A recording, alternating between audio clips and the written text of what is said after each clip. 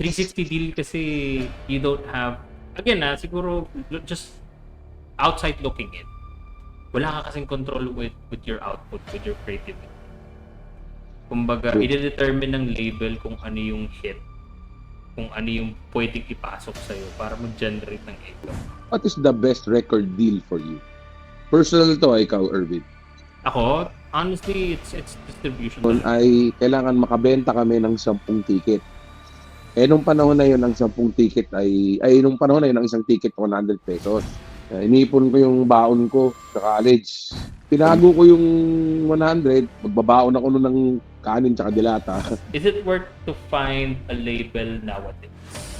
Oo naman, worth it pa rin sa panahon ngayon. Unless,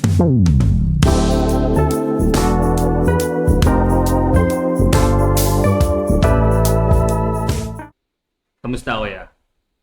I'm good. Ikaw, Good. I'm good. I think the last time that we recorded, I don't know kung nandito na ba ako or nandun pa rin ako sa old place, but I already moved in. Just quick update sa mga nakikinig. Already moved in. Masaya kasi nakakapag-aircon na sa office. Hindi na ako tagaktak yung pawis pag nagtatrabaho. And it was a a successful weekend for the Yellow Room and Mayonnaise team kasi last weekend by the time of this recording, ang dami naging gigs. Nandiyan yung launch ng RG ng I Belong to the Zoo, yes sir. PUP, nagpadayon Food Park, and a lot of gigs. So maraming salamat for for inviting Mayo, Yellow Room, and inviting our team to. Masaya naman sila sa padayon. Oo naman, sobrang saya nga daw at ang dami ko rin nakilalang mga kumbaga new friends, I can call new friends and new acquaintances. So, Nice. yeah. Sana makaulit tayo doon ha. Oo naman, kayang-kaya natin and pwede. Welcome na welcome daw Tayo, tayo sa tayo ba unang tumugtog doon? Meron yung isang prod doon sa amin, yung Laguna Vibes. Pero yung Okay. like major prod, major gig, tayo first from what I know. Nice. And may nagsasabi pa na parang isang tenant daw doon na tuwan-tuwa daw yung mga taga-Langgam kasi nga first time doon sa area nila. Kasi madalas sa mga gigs Sa baba. nasa Pasita Oo, Pasita, San Pedro proper. Kasi doon mas madaling, mas accessible. So, galing. maraming natuwa ng gig na yun. And yes, I'm pretty sure makakabalik tayo doon. Baka pwede na nating taasan yung yung ticket. Pwede na yan. Mukhang believable na. Tsaka mas mas nakita naman natin kayang-kaya eh. Punong-puno nga Yes, sir. nung tinignan ko yung sumilip ako nung nasa set nyo na. Hindi, Ako ibang natatakot naman. Ang dami. Ibang set of artists naman. Pero at least nakita na kaya natin gawin. Kayang-kaya. Maraming salamat sa lahat ng mga tenants. Of course, kay Ma'am Zarina ng padayon. And I hope, sabi ko nga sa chat, sana makabalik po kami sa ulitin. Sabi niya, yes naman po sir, balik lang kayo. Parang pili ko mahirapan silang makagit over sa saya nung gabi na yun. Kahit ako kasi, wala ang ang aliwalas ng gustong-gusto ko talaga yung mga food park gigs kasi ang dami mong option for food. Tapos Kompleto. most likely madalas yung mga tenants ay super grateful kasi nga syempre small businesses. Tapos pag nagkakaroon ng opportunity na makamarket sila sa products nila, talaga pinupush nila. Sobrang dami nating food nung gabi na yon. Sobrang daming binigay. So, Galing. maraming salamat din. Sobrang happy nila. Oo. And, yun nga kuya, so, right now, this is gonna be a deep dive. The music reviews will be pausing it for a bit to talk about like, other important stuff. So this one, medyo madami-dami lang questions. Some of the questions came from the group, yung Usapang Musiko with Irvin Basana. So if you're not still part of the group, if you're listening, if you're not part of the group, check nyo lang sa Facebook, type nyo lang Usapang Musiko with Irvin Basana. And join lang kayo. May mga questions lang kayong kailangan sagutin, like ano yung episode na gusto nyo. Pero pag kahit naman di nyo sagutin, i-accept ko pa rin kayo. So, so walang problema. Join lang kayo doon. And then you can chat along. You can ask questions. So, kumuha tayo ng mga questions ng mga Q&A, and then another topic that I'm interested in and I want to talk about really quick. I'm pretty sure pagkwentuhan na natin to offline a couple of weeks ago. But just for context, so I don't know how to pronounce their name. So it's Loki, I think. Loki or Loki Band is actually gonna be doing a single launch ng kanta nila, which is good. Congratulations on that. And meron silang parang gagawing parang medyo kakaiba na medyo parang a blast from a past. So what they did is they invite artists to join their single launch, which is normal. Pero they are asking for a small fee per band members. At first, kasi nangyari, sinend lang sa akin yung screenshot na yun ng isang kaibigan. Nagtatanong sa akin kung ano yung opinion ko. Sabi ko, by just the look of it, sabi ko, I don't have an opinion kasi this is pay to play. Like straight. Wala, kung titignan mo lang siya on the surface, it's pay to play. Pero as the issue evolves, kasi na-pick up siya ni Gifakis, for some reason, hindi ko lang, siguro sinend din ng kaibigan ko doon sa page ng Gifakis, napag-uusapan na pala doon, and nag-pop up lang siya sa akin nung umaga ng the following day. Tapos nabasa ko doon na yung organizer pala, ang ginawa niya pala is, yung fee na yun ay mapupunta sa mga parang talent scouts na a-attend ng gig. Nang-attend ng gig, kumbaga, para makapag-scout ng talents. Kasi nakuha niya yung concept na yun. Kasi from what I know, yung vocalist na yun ay nag-audition for I don't know if it's a P-pop group, correct me if I'm wrong, like Manila 48. And most likely, I don't know kung ano yung system nila with P-pop groups, with boy bands or girl bands. Pero I think, ganun pa rin yung system nila. Talent scouts, tapos pinatrain sila and all that stuff. So, ganun yung concept na ginawa niya. So, yung 50 pesos or 100 pesos, kung magkano man yung sinisikal nila per members, ay mapupunta sa food and probably transportation ng mga talent scouts. Which is still medyo parang nag-aalangan ako. That's why I said my opinion. Sabi ko nga in summary, ang sinabi ko lang dun is aside from asking a change or asking for small amounts ng mga artists, you can create your own way kasi you already have the internet. It's my opinion. Sabi ko. Pero outside looking in, kumbaga palagi ko sinabi, it's good intention, bad position. From what I see. Kasi the intention is there. Pero it's by the definition, by looking at it, it's medyo pangit siya kasi pay to play. Now, given, I'm pretty sure you're very much aware kasi napag-usapan na natin to even before marami pang mga offline conversations natin. Yeah. What do you think about it? Yeah. Coming from someone that's ideally, ganun din ginagawa natin eh. Kumbaga parang we're still, kumbaga in a way, gambling to play gigs para in a way maka-profit tayo by them listening to Spotify or anything. But I want to hear your thoughts about it. Yes, tama ka naman. Maganda naman yung motibo. Kasi siyempre lahat naman tayo na musikero o musiko, gusto lang naman natin talaga mag-discover tayo tapos mag-generate ng profit. Lalo na kung full-time musician ka, wala namang ibang pinagkakakitaan kundi tugtog lang.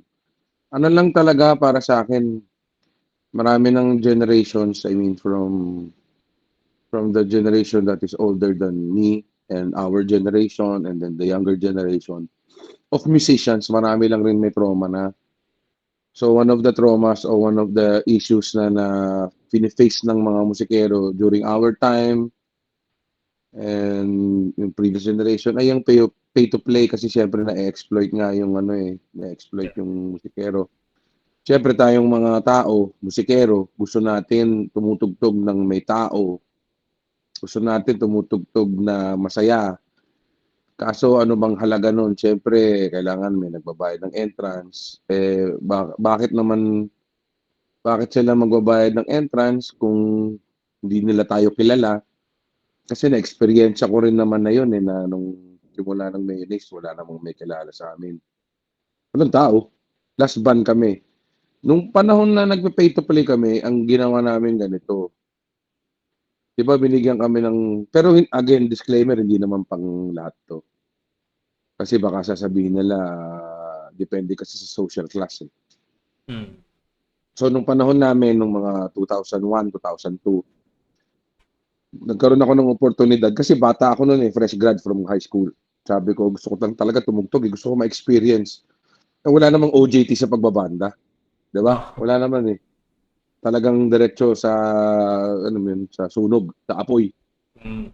So ang nangyari nun, may nakilala kami, sabi niya, "Uy, may potential yung banda niyo, gusto niyo bang tumugtog sa Freedom Bar every month, once a month?" Siyempre bilang nag-aaral pa ng kolehiyo nun, malaking bagay yun na parang, "Uy, may puwesto tayo 1 month." Pero ano yun, wala kaming kasabay na sikat na banda, lagi lang ano, parang pare-parehas kami mga amateurs. Mm.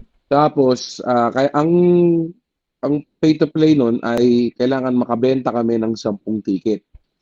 Eh, nung panahon na yun ang 10 ticket nung panahon na yun ang isang ticket ₱100. Mahal na rin. So ang ginawa ko bilang leader ng Mayonnaise nung panahon na yun, inipon ko yung baon ko sa college. Ang baon ko nun sa college parang nasa 100 per day din, eh. So kumbaga ang ginawa ko binudget ko kunwari once a month lang naman yung gig, eh. So tinago ko yung 100, magbabaon ako nun ng kanin tsaka delata para yun yung baon ko. So, uwi agad, wala ng mga lakad-lakad, uwi agad. Kasi parang pinaka-gimmick na yung ano, yung gig, yung once a month na gig na yun sa Freedom Bar sa ano, tapos yun na yun. Do'n sa iniipon ko, wala akong nadalang tao, pero ginawa ko, meron akong parang yung kasi sa ticket ano, eh, per ticket may libreng Mm. isang beer.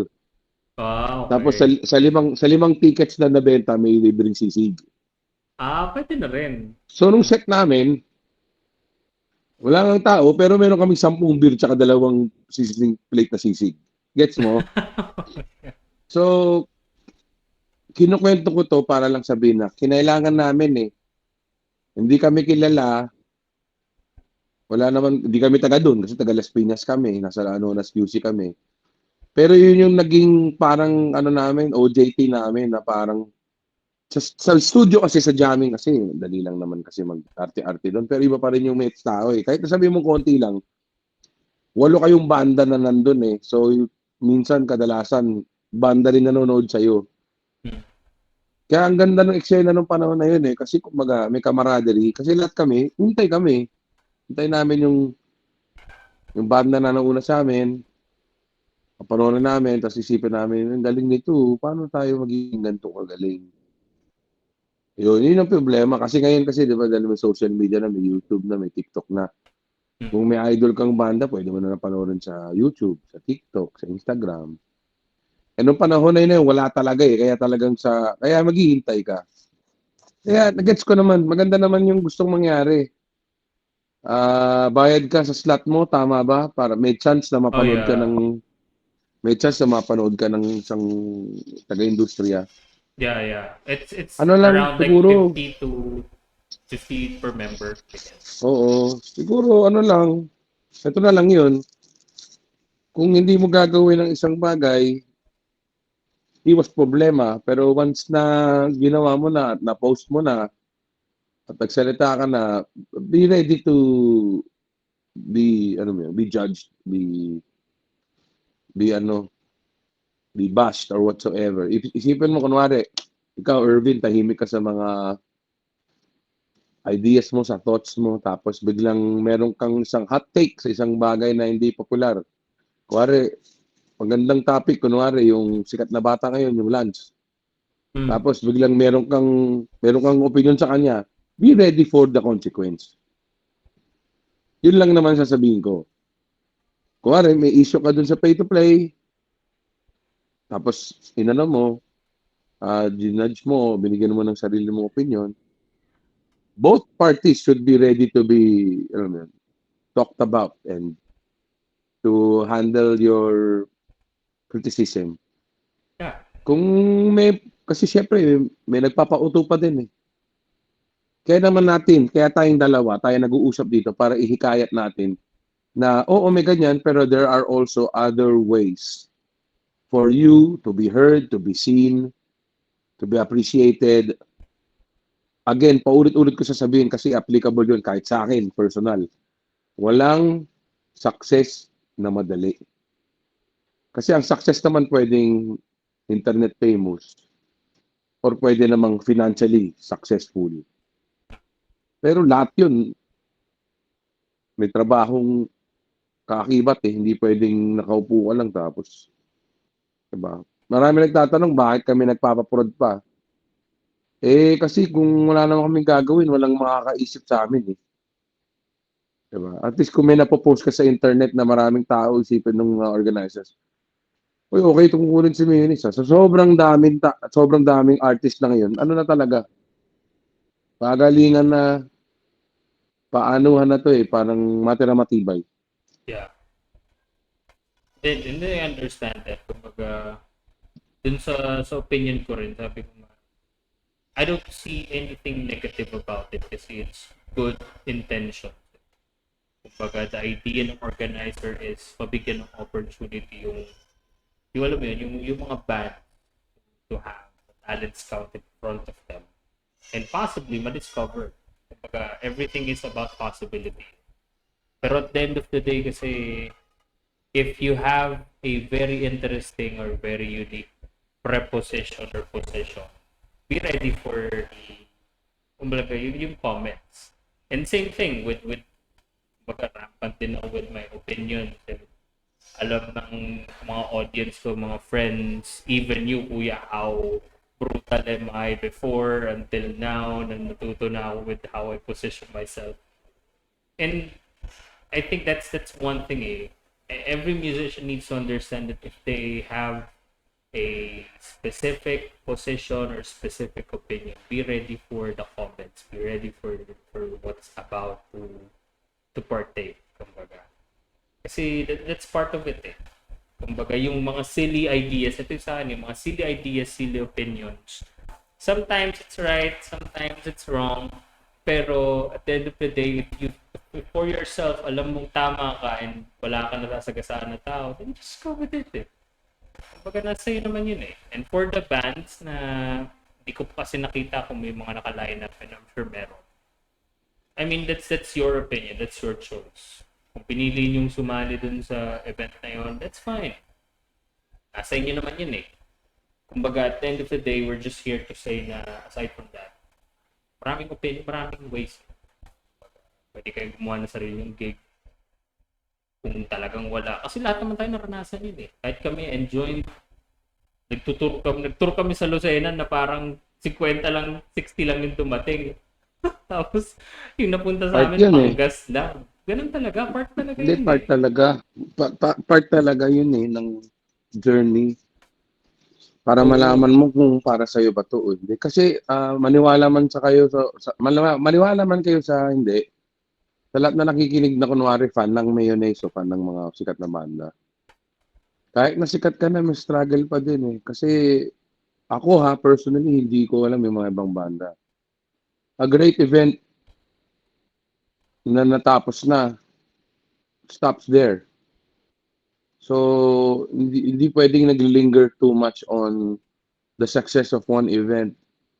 Kasi you can hold on to that memory, yes, but you still have to, alam mo yun, work, think of ways para magkaroon ng passive income, think of ways para magkaroon ng longevity. So, yeah. Yeah, and I agree with that. Sobrang hirap mag-put up ng show kahit malaking malaking name yung nasa card. I remember sa atin nun, di ba, nag-beach break tayo, yung mga naging gigs Oh, di natin ba? before. Parang, minsan hindi, wala na sa banda eh. Maraming, there's a lot to consider. Yung place mismo, paano siya De, pero na-market. alam mo, gawin natin, subukan natin to. Mag-beach break tayo ng July or August tapos ano, yung ibang lineup. Kasi naniniwala ako, ang Pilipino ang hinahanap lagi o tinitingnan lagi kung saan sila makakasulit. Yun. Yun Pwede, palagi. pwede. Balik Tapos natin. kailangan ano, sahod, hindi petsa de peligro, yung Mm. mga ganun bagay. Oh, pwede naman. Pwede natin ano yun yan, kuya. Pero yun nga, as I was explaining, there's a lot to consider eh. If you're putting up a show, you're trying to make a name for yourself. Venue, yung pangalan nyo, yung paano kayo mag-market, paano kayo makita ng maraming tao. There's a lot. Even with bands like Mayonnaise, with other bands, malaki. Palagi pa rin namin kinoconsider yun. Palagi pa rin natin tinitingnan yung possible. So, at the end of the day, and as we end this section, kumbaga, ako I'm happy for the band kasi they're doing their best. Kumbaga, again, at the end of the day, good intention. It's just, Yes, sir. for me, it's just a bad positioning. Kasi Yes, sir. people are still opinionated with it. Some are okay with it kasi, kumbaga, at the end of the day, sinasabi nila, kanya-kanyang diskarte naman. Some are really against it kasi nakikita nila yung mga madalas yung mga nag-against about it is yung nanggaling tsaka naranasan yung pay to play. Na parang naranasan namin yun eh. Bayad kami dati ng magkano para lang makatugtog tapos yung iba nagsasabi sa isang gabi, 12 silang banda tapos yung organizer tulog na pag set nila. Yeah. Parang Ano din it talaga, happens eh. wais din yung mga Pilipino talaga kasi. Kasi kunwari, may mga tao na alam nila na makikinabang sila sa akin. Gagawin na lang ng paraan yun para makapadikit. Pero Yeah. kailangan ikaw mismo, aware ka kung kailan ka titigil magpagamit. Yun lang naman yun. Yeah, and I agree with that. But anyways, again, share your opinions on the comments below. You think you're okay with if in case nabigyan kayo ng opportunity to be in front of talent scouts, but alam mo yun, bibigyan kayo ng kailangan nyo magbayad ng ganitong certain amount, or are you guys gonna grab it or not? So just let us know in the comments. And then, moving on, we have a few questions dito sa um, so, this is actually a follow-up dun sa isang episode natin about labels and the music industry.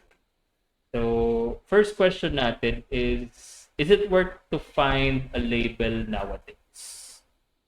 So, for that, Kuya Al, since you're a label owner, let me give you the floor. Then I'll share my opinion about it. Oo naman. Oo naman, worth it pa rin sa panahon ngayon. Unless you are independently, you have the resources to record, to produce, to put out music. Again, parang ganito lang yung ano ko dyan, ang comparison ko. If you're the type of person na kaya mo lahat gawin, kaya mo magluto, maglaba, maglinis, and okay lang sa'yo yun, hindi ba okay na may magagawa ka pang ibang bagay na magiging productive ka dahil merong gagawang maglaba, maglinis, magluto para sa'yo na tutulungan kang maging productive din. Yun naman ang comparison ko dun eh. Pero yun nga lang, lahat tayo dapat aware na may kapalit ang lahat ng bagay. There's no such thing as a free lunch or free meal. Si label, kaya worth it pa rin kasi most of the time, they are a bigger entity than you. They have a bigger network than you. Regardless if you become a successful social media viral artist. Kasi ito, another comparison. Kunwari si Malupiton, siya ay sumikat sa TikTok, tama ba? Mm-hmm. Mag-isa lang yun. May mga tropa lang siya. Si Kong TV, ganun din. Sumikat siya sa mga YouTube skits. Mag-isa lang yun dati. Pero anong something in common nila? Naging part pa rin sila ng isang malaking network, gumawa ng movie, gumawa ng teleserye o whatsoever, naging part ng isang commercial. Kumbaga, sino ba naman ang may ayaw sa mas maraming pera, di ba? Yeah. Unless na lang na talagang super duper milyonaryo ka or the other way around, ano ka, maprinsipyo ka. Ayaw mo ng mainstream success. But if you do, if you want mainstream success and you want mainstream numbers, it's always worth it to work with a record label or a record company. Because they have the tools to bring out your music. They have the capability to manipulate numbers on Spotify, YouTube, Instagram, TikTok. They can boost your numbers that you can't do on your own. For sure, still worth it, but there's a price to pay. Diba? Yeah. And to be honest, I have the same sentiment. Kasi pag on the indie side naman, coming from someone like me and joint, that is, kumbaga, I'm pretty sure a lot of people are very much aware that, alam mo yun, we're having conversation with Yellow Book na we've already exhausted all our options. Kumbaga, nakapaggawa na kami ng tour, nagawa na namin single launch, we're in discussions with a lot of people about music video launch, and we feel na umabot na kami dun sa level na ito na talaga wala na kaming, hindi na namin kayang tasan pa to with our own resources. So to answer your question, yes, labels are still relevant to the States. It's still needed. Pero, again, you have to understand, I agree, again, with sinabi ni Kuya, there's no such thing as free lunch. You have to work for it. There is a price to pay. There is a contingency, or kumbaga parang, what's in it for me? Like, okay. Kasi at the end of the day, it's business. So Yes, yeah, sir. I mean, we agree on both of that. It is still worth it if for the right people. Now, the second question is, what should be the promised contribution of a label for it to be considered worth it? Sige, sa'yo, Kuya. In my opinion, ang it's a very, very, para mong kasi tinanong, kailan ba ako mamamatay? Diba? It is, you can't, you can't predict that. There are signs when you feel like your body is giving up. Ayokong maging, negative or bad juju. Pero sinasabi ko lang, yung ganong tanong na parang, ano bang, ano bang paano natin tatagalog yung tanong? Parang napakasigurista nung Oh ng yeah. sitwasyon Kumbaga parang Diba? kailangan mong, ano bang para sa akin dito? Bago mo Oo. malaman na worth it yung ano. Ganito lang, i-oversimplify ko lang. Ikaw ay isang artist. Ano to? Option A. Option A. Ikaw ay isang artist.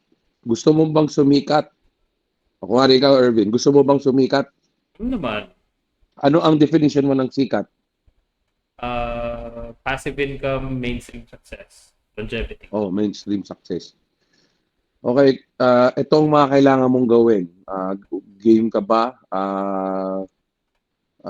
Hindi dapat kayo reggae, dapat ito yung tugtugan nyo, dapat medyo para kayong Elias TV or gets. Yun ang sasabihin ng label So, again, like yung sinabi sa tanong natin, if you're willing to sacrifice everything on the table, if you're willing to be guided, and if you're willing to listen, and then you become successful, it will be all worth it. Definitely all worth it. The only comparison that I can give or example that I can give is what happened with my career. So what happened with us is fresh out of high school, we entered college together. I met the members of Menes during college. And then, ano ba uso nun? Di mga college gigs.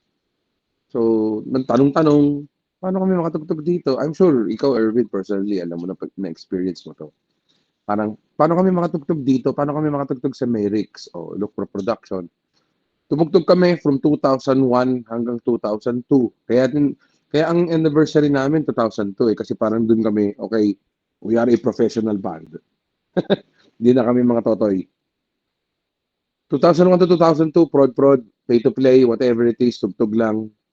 Tugtog kami na walang tao, tugtog kami na may tao, tugtog kami ng nagbayad kami, okay. Hanggang sa na-discover kami, may nakapanood sa amin, sabi, Are you guys willing to join a Battle of the Bands contest for yung Axe yung deodorant? Tugtog kami. We said yes. Ang kasabay namin nung time na yun, sina Sponge Cola na yung kasabayan namin noon eh. Oo, we won second runner-up. So parang okay, parang it builds momentum eh. Okay, people like your shit. They like my songs. People that I don't know. Then the Axe Battle of the Bands contest was the way for us to perform for Fête de la Musique. So na-invite kami sa Fête de la Musique the following year. And then the following year, palaki ng palaki, yung 2002 hanggang 2004. Up until 2004, na Fête de la Musique, mga June, na-discover na kami na bakit hindi kayo sumali sa Music Laban? Yun. Yun yung ano namin eh. Yun yung parang, will this be worth it? I don't want to be ridiculed or criticized na bakit sumali mayonnaise eh hindi naman sila mabigat na banda na technical or whatsoever, hindi bagay sa Red Horse Beer, Red Horse Music Laban. Pero I took the risk, sabi ko, I said to myself, ano lang ba goal ko? Di ba to be able to perform with a bigger audience for our music to be, ano yun, showcase, exposure. Eh, nanalo.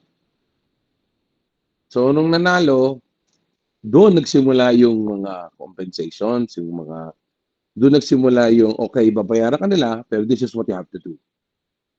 Ilalabas nila yung album mo, pero ito yung mga kailangan mo gawin. And then the rest is history. So, kumbaga parang, if you don't buy a ticket, you will never win the lottery. Diba? So, kung gusto mo stay independent for the rest of your life, you can do that. Marami namang sumikat independently, hindi naman nagkaroon ng record label. Eh. Yeah. Pero look at the people like Beanie, SB19, Cup of Joe. They are touring the world because they had to do certain sacrifices for their careers. And their labels, their respective labels, also risked everything for them. Yun lang talaga yun. Nasa sa inyo eh. Di tayo pwede maging sigurista eh. Parang, ayan ha, magle-label na tayo ha, siguro sana, sisikat tayo. Hindi pa din. Kung if you don't put the work in, wala talaga. Yeah. And I have to add on that kasi I agree with everything. Pero kasi yung question kasi is preemptive with the idea of what's in it for me. Baga ganun siya eh. So, I think for the bands that are up and coming and already has questions like this, you have to look at this question as like, what's in it for me? Hindi siya dapat ganun eh. Dapat, what's the opportunity na pwede ko makuha for that? So, every label has different sets of opportunities. And it's just it's actually not a matter of choosing. It's a matter of, ito yung label na gusto kong trabahuin. Ito yung binigay nila sa akin. So, I work with it kasi meron akong isang goal. Hindi siya parang kumpanya or kumbaga option na parang pagbibili ka lang ng guitar pedals na gusto ko ng ganito kasi mas dirty yung tunog versus the other way around. Hindi siya ganun eh. Tsaka, to add on that, what you said is that yung pinramis ba sa'yo o ipapromise sa'yo, tingin mo hindi ba ipinramis yun sa iba? Rinig sa recording. Diba? Hindi tayo special eh. So, ware, I guarantee you 2 music videos, 2 radio tours, 2 ganyan. Pero wala nangyari, it's worth it pa rin for you. O, di ba, parang I will guarantee you, I will promise you, ito, legit to, ganito kasi mga label eh. I will guarantee you 200,000 pesos budget for one song. Ayan, budget for one song, ikaw na bahala mag-record dan. Tapos publishing yan sa'yo na rin. Basta yan, 200,000. Ang promise ko sa'yo, ilalako namin. Tapos nilabas ni ABS or ni Viva. Tapos wala pa rin naman nangyari. Yeah. Worth it ba yun sa'yo dahil nagkaroon ka ng 200K pero walang success? Minsan pare, yung mga hindi nababayaran, yun pa yung naging successful. Yeah. Maraming ganong example. Yeah. And I think, to be honest, sobrang ano eh, sobrang complex ng question eh. Honestly, I feel like parang ano siya, parang nagiging ano yung best option for me, Oh, which subjective. is Oh. Tama masyado naman. siyang ano eh, masyado siyang parang it should not be that kind of thinking eh. Kumbaga, Mm, kasi it's an opportunity. To be part of a label is not a choice, but it's an opportunity. commitment. Yes, commitment Yeah, yun. that commitment yan eh. Kumbaga, Mm. hindi ka, I mean, you're lucky if, let's say, nagja-jump ka from one label to another. It means na you really have a big potential. Pero not everyone has that luxury. Oh, Again, at the end of the day, in this industry of ours, there's no guarantee hit. Palagi naman sinasabi, lahat ng gagawin mo dito, wala siyang formula kung magsasucceed siya or not. yes, Kumbaga, sir. kahit maglabas ka na maglabas ng albums over albums, pag hindi talaga siya nag-success, hindi siya nag-hit, siya mag-hit. Binibigyan mo lang yung sarili mo ng maraming opportunity na para mas magkaroon ka ng malaking opportunity pa or mas malaki pang given na reward system para sa mga listeners mo. Ito magandang ano eh, magandang insight to close out the question. What is promised? What will make it worth it? Or ito na lang. Our first 100 million stream on Spotify ay Synesthesia. Second was Ipagpatawad Mo. And then latest is Jopay. Pero our biggest song ever ay Jopay, di ba? Mm-hmm. And I remember nung pandemic, when it was blowing up, from 20,000, or sorry, from 20 million streams, tumalon yan into 50 million nung height, nung success ng Jopay noong 2023. Tumigil lahat nung nagpapirma na ako sa Sony ng publishing rights ng kanta. Ang tagal nung 2023 to 2026 na 50 million streams. Ano ibig sabihin nun? Hindi natin alam talaga kung ano ang nangyayari behind closed doors. Yeah. So whatever it is that is being promised to us, we will never know. Ang alam ko lang ito, once na makatagos ka, meron kang kantang nag-viral o sumikat, dire-diretsuhin mo na. Hindi pwedeng online ka lang nakikita. Kailangan totoong tao nakikita ka at masasabi lang, galing naman ito.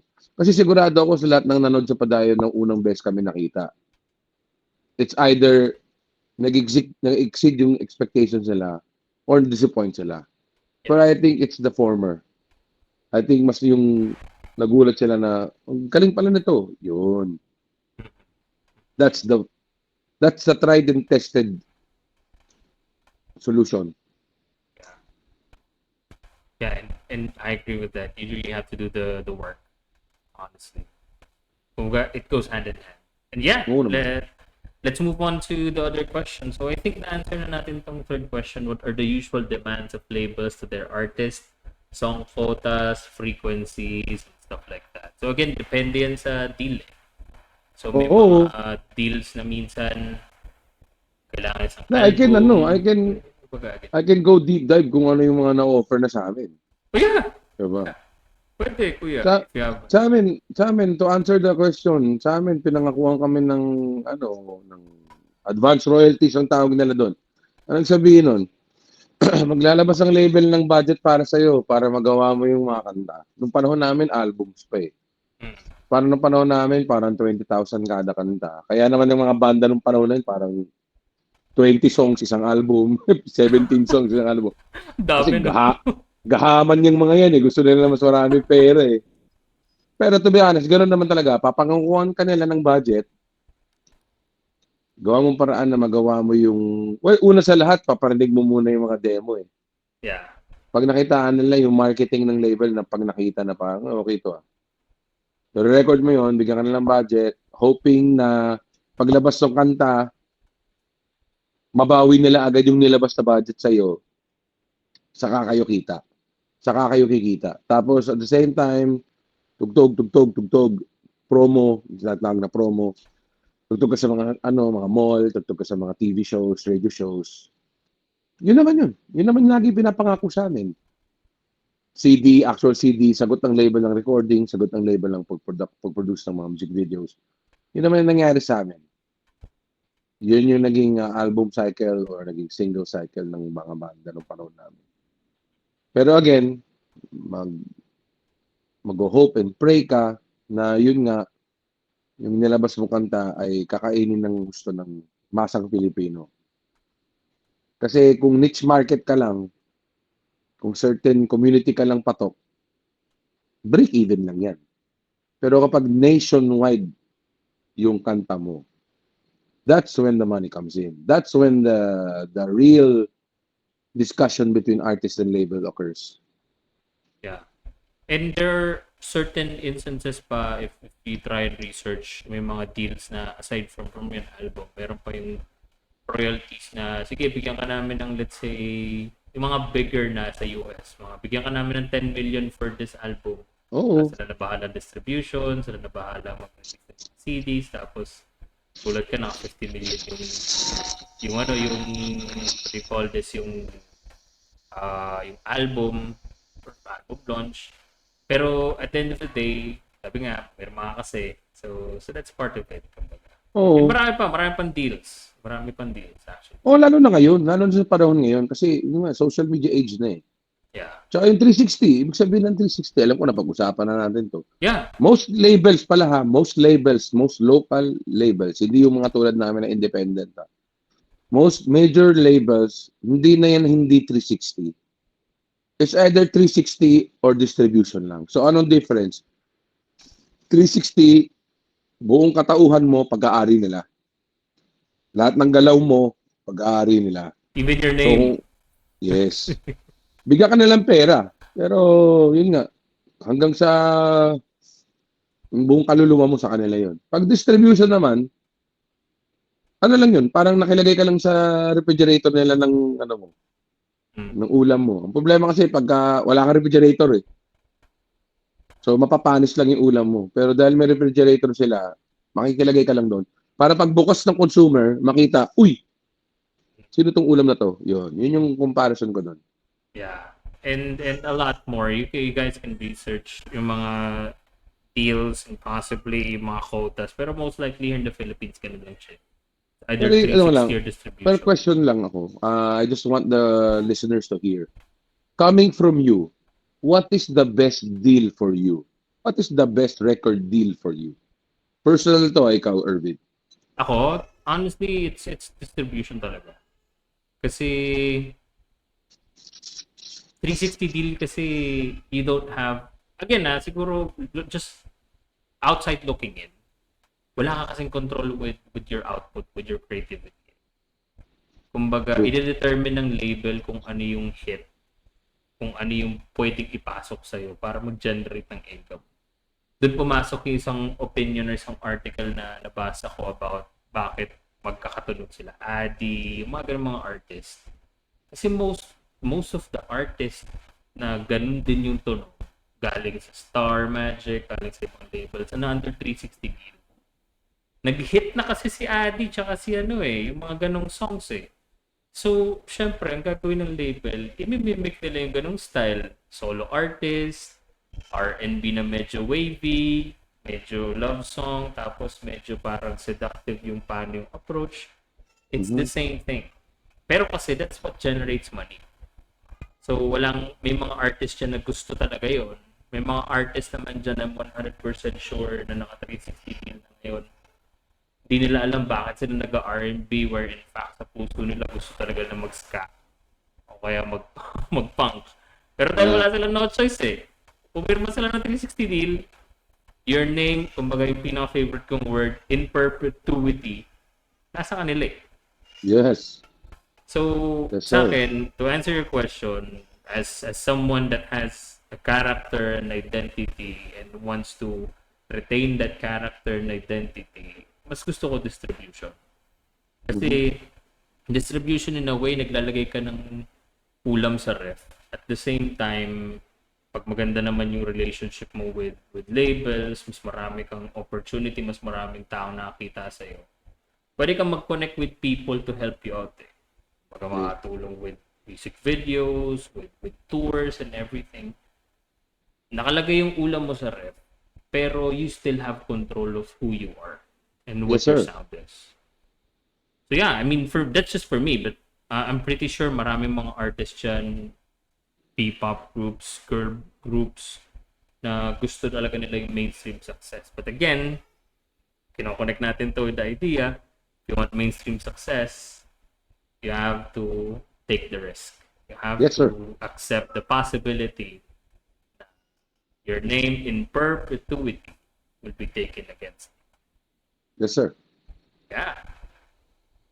And I think we have two more. Yeah. Sige. Medyo mahaba-haba to pero clear lang natin. I heard the story from Gab Alibe that in the past you approach and hand out your demos to people in the industry to get your chance.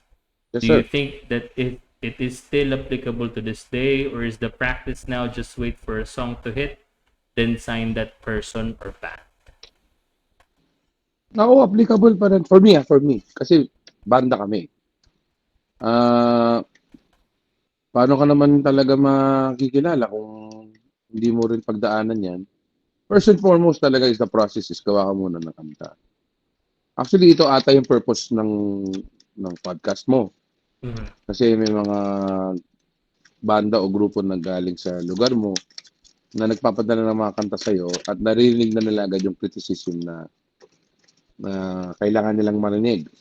Ngayon, importante pa rin yun, magpadala ka sa label or kung saan ka man pwede magpadala para lang mag-gauge mo kung may mapupuntahan ka. Actually, lang pinagkaiba lang nung panahon namin at yung panahon ngayon, may social media. So, pwede mong pagsabayin. Yeah. Ang advice ko sa lahat ng mga banda, huwag kayong mag-shortcut. Dahil, kasi di ba, syempre may AI, may Mm. mga tools para mapabilis ang mga bagay-bagay. Okay yan, pero wag rin kayo mag-shortcut. Ang ganda nga na nabasa ko na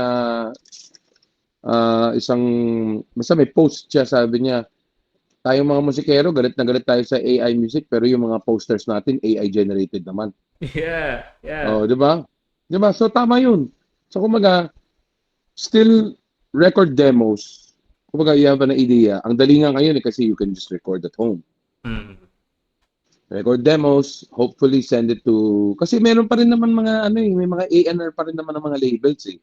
Yeah. So, ang trabaho ng mga A&R is to discover artists eh. So, yes, for sure, just do it. Sabay mo gawin.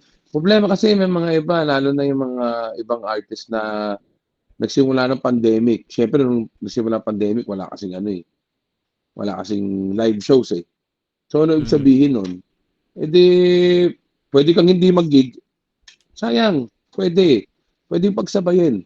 Pwedeng gawa ka demo, padala mo sa label, at the same time, yung nasa demo mo, tinutugtog mo na live. Magpalista ka. Sana makatugtog ako sa gig na kasabay si ganito, si ganyan. Not napansinin ka nung artist na headliner Yun ay para mag-gauge mo sa mga taong nauna na kung okay ba yung ginagawa mong kanta. Yeah. Yeah, ganoon naman talaga actually. Minsan kasi it's good that you look at gigs kumbaga as way na para magpatanggal ng stress or anything. Pero if you're in career mode, the reason why you do gigs is to gauge yung mga higher above you seniors mo with play music and the fans sa audience. Kamusta ba yung kanta ko? Kumbaga nakakaano ba siya? May tama ba siya sa mga listeners? Paano ba ako mag-perform? Paano ba ako mag-interact sa crowd? Minsan yun yung nakakalimutan yung last part. Minsan yun nakakalimutan ng iba eh. It's not just about songs. It's always about how you connect to the people on a live setting. Kasi the songs are there eh. Nandun na yung songs mo eh. Kumbaga palagi namin sinabi ko sa mga previous episode, Spotify is your marketing tool.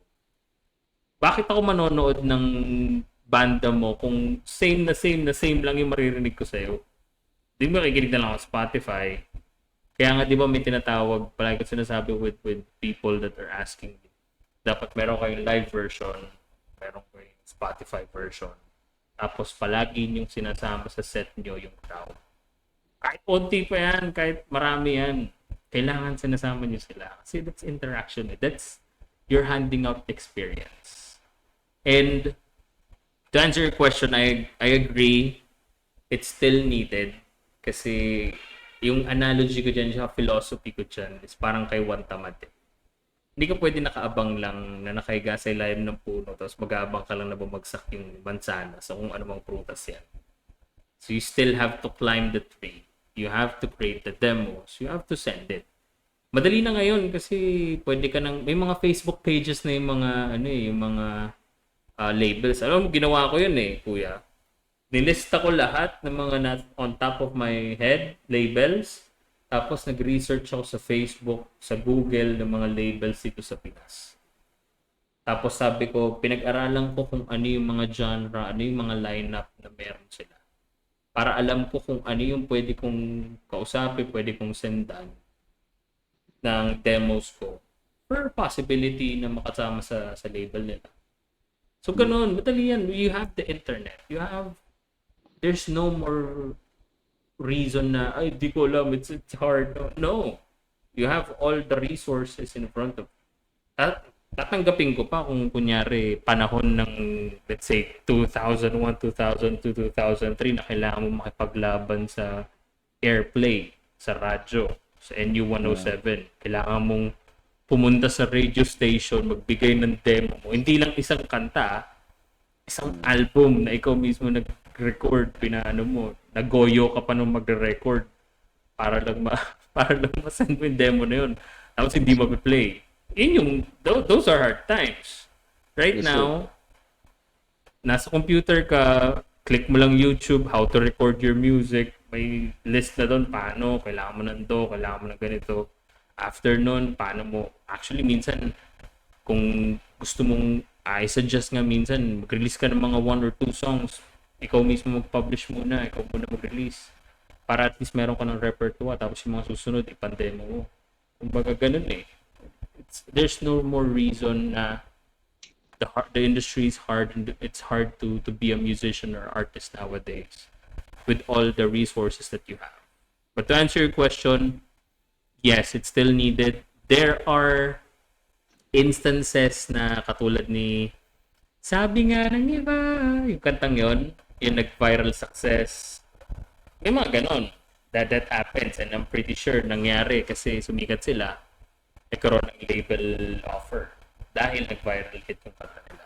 Pero tsaka depende pa rin kasi kunwari ako, banda tayo Banda ka Kasi, kunwari, naalala mo yung ang puso ko si Shaira ba yun? Yeah. Isipin nyo diba nag-viral yun, pwede naman yun parang hindi naman mag-live, pero nag-wish yun nag-wish bus yun Oh yeah.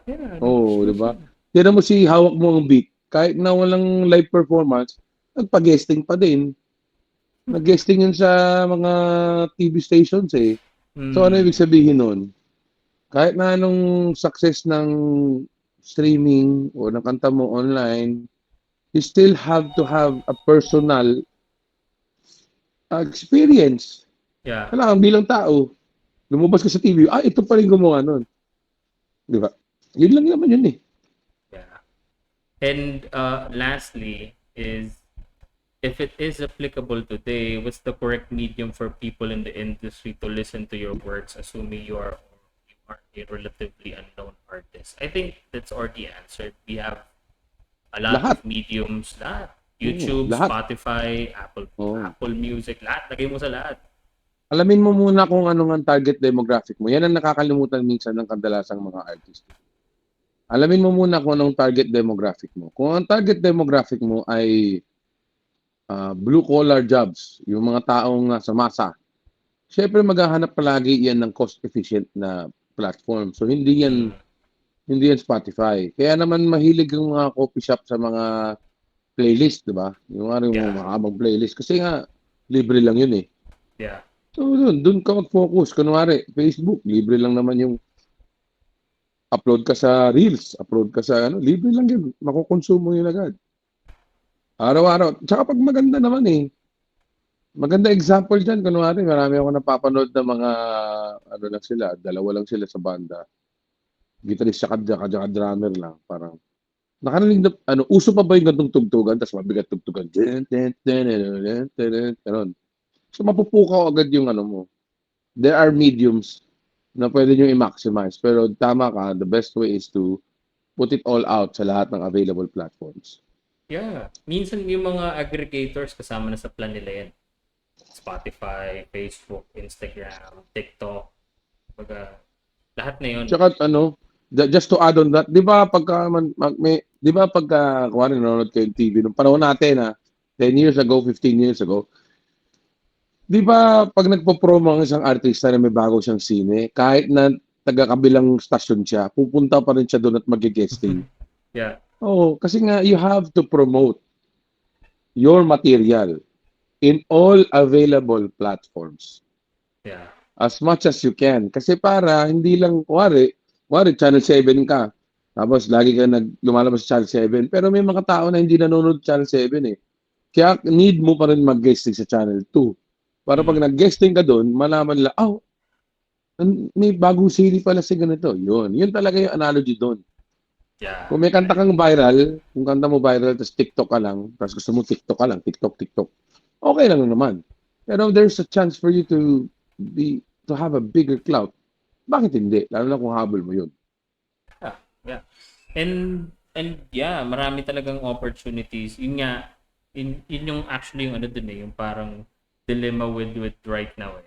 You have a lot of opportunities to promote your music at the same time dahil nga there's a lot of options. It's kind of hard to choose where to really push through. Pero with music kasi especially if you're relatively new, kailangan lahat nandun pa eh.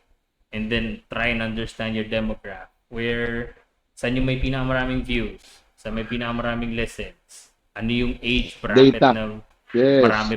maraming nakikinig sa'yo. Then try to curate that.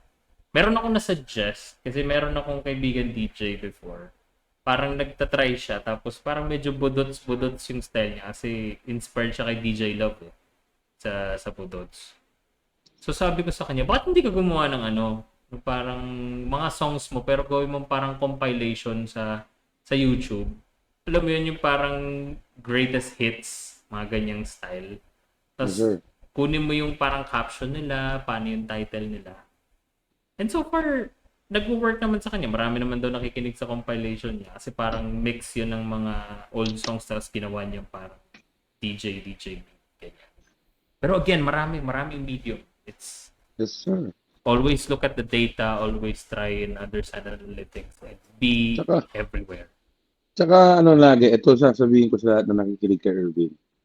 Habang lagi kami nag-uusap ni Irvin dito sa podcast niya, ibig sabihin yan, si Irvin mismo, hinahanap niya kung ano ang blueprint for success para ma-apply niya sa sarili niya ring karera. Yeah.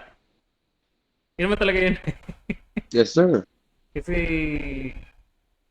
kumbaga, at the end of the day, I'm the first one to benefit it.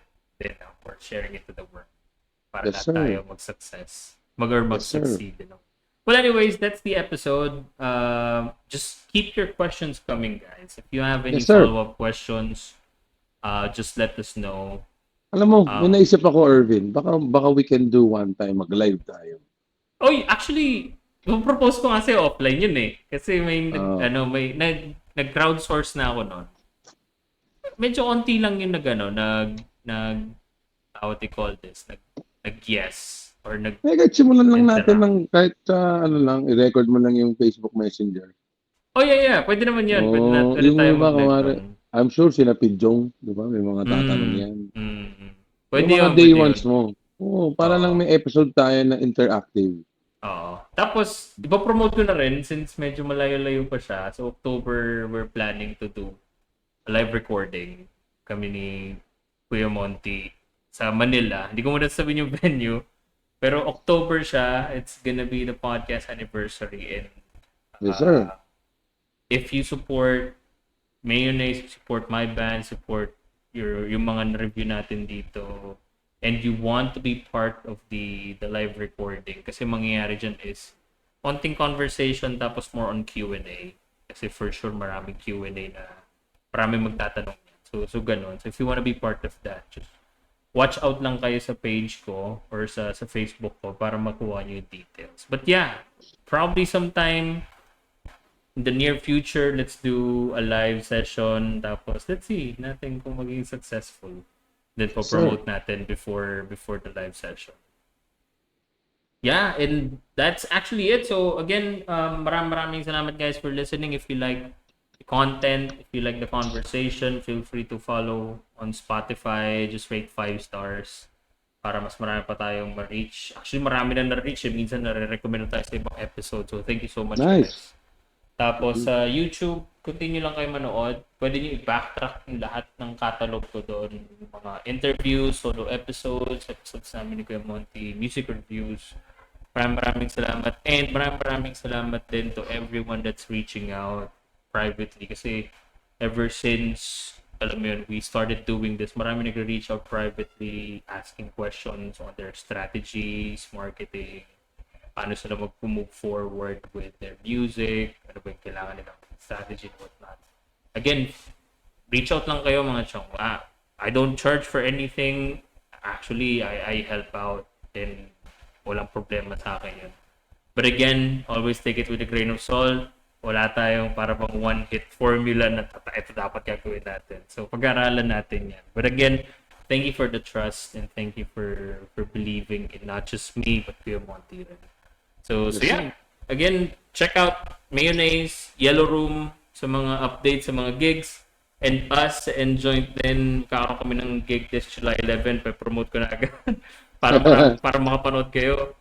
July 11, nasa beach break kami. Collaboration with featuring Pidjong and other locals. So if you like, to watch local music, please check nyo yung mga pages namin. So yun lang guys. Maraming salamat. And you guys take care.